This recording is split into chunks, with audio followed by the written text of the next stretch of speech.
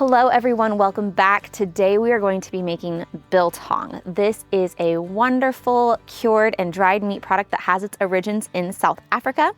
And today I'm going to show you kind of the basic guiding principles so that you can feel confident to do this at home and put your own spin on it. The first thing we need to do is source our meat for this project. We're looking for something with nice long grains, and we want something fairly lean for biltong. But feel free to experiment with other things. The long grain musculature is not a safety factor in this cure.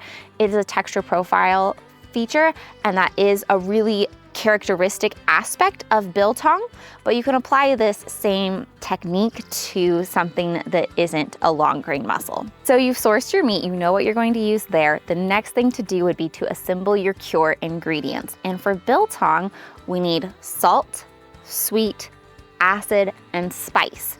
And the combination of those four ingredients gives you a lot of freedom to get really creative in the kitchen and come up with so many fun and unique personalized to you flavor profiles.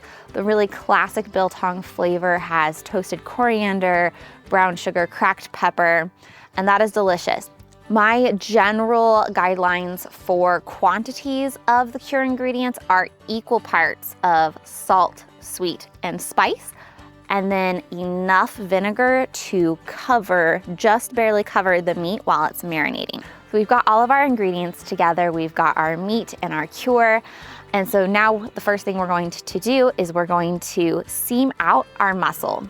So I've got a roast here, an elk roast, and I'm going to try to separate the individual muscle groups and trim out any fat, connective tissue, silver skin, anything that's not meat or very, very light marbling. I'm going to try to trim away because that's going to affect my end quality, how nice it is to eat.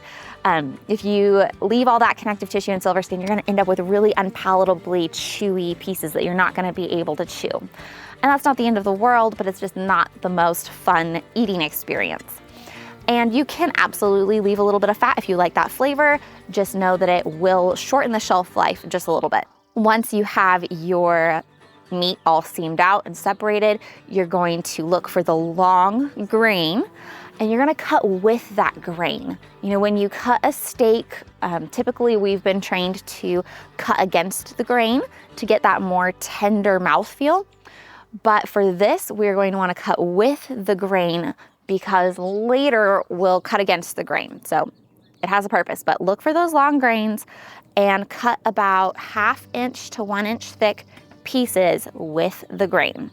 Once you have all of your slices, we're going to apply the cure. Now, if you're using a dry sugar, mix it in, mix all your ingredients together except for your acid. Leave that for a little bit later.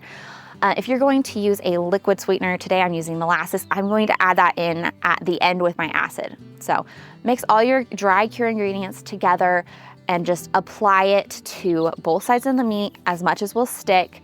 That's enough, just shake off any excess.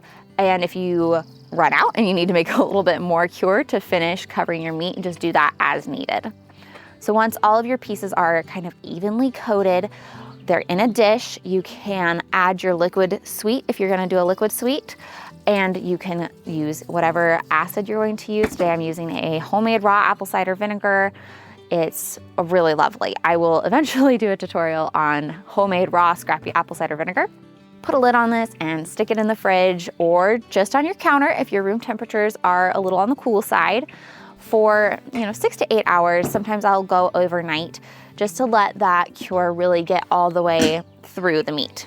All right, once the marinating is done, all you need to do is pat the excess moisture off of your slices, and then you're ready to dry. There are a lot of options for how to proceed here to do the drying. You can do indoor and outdoor methods. There are special boxes you can build on and off grid. There are so many options. So feel free to experiment and try a lot of different things. And for me, it really depends on the weather. During the hot summer, when there's a nice breeze and it's really, really hot and dry, I'll definitely do this outside. Just hang the pieces on string or hooks, put them either in direct sun. If they're very, very lean and don't have that fat, you can put them in the direct sun, or I usually hang them on my back porch where they have a really good airflow, but they're not really in the direct sun. Just have that nice open airflow. They dry out really beautifully outdoors. Right now, this is a sunny day, but it has been so rainy in my little corner of the world. And so I did opt to do this batch in my Excalibur dehydrator indoors, and that works really well for me as well. I just put it on the trays. I do the lowest heat setting, ignore the dial where it says jerky, and go really, really low. It's like 105 degrees for about 24 to 48 hours, and you still end up with a really beautiful biltong using the dehydrator. I have seen a lot of tutorials for the biltong boxes. I've never tried one because I've had really good success doing it outdoors, and I have the Excalibur dehydrator. I dehydrate a ton of produce during the summer harvest. So for me, a nice dehydrator is a really, really worthwhile piece of equipment to have. But I'll link in the description some tutorials to biltong boxes if you guys want to see that and maybe experiment with that. But yes, I've had really great luck just hanging them outside when the weather is appropriate, when it's hot and dry and breezy.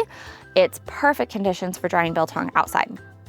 Now, you can dry this completely, dry it to the brittle cracking point, and it'll store for you for a couple of years. Or you can go semi-dry where it still has just a little bit of give, and it'll store room temperature just on your counter for a few weeks, maybe a few months. I hope you enjoyed this video. I love making biltong. It's simple, it's delicious, it's super flexible, and it's a great just daily and travel snack to have. Plus it stores great a couple months or a couple years depending on how dry you dry it out. And to store it, you're gonna want to just wrap it in some wax paper, put it in a mason jar, some beeswax wraps, so many options. You don't really have to do anything crazy for storage. Thank you everybody for joining me here again on another meat curing video. I hope you enjoyed and that this is, an inspiration to get out there and start experimenting with some fun biltong flavors. Let me know in the comments if you guys have tried this, if you're going to, what your favorite flavor ideas are. I look forward to hearing from you all, and I hope you have a blessed rest of your day.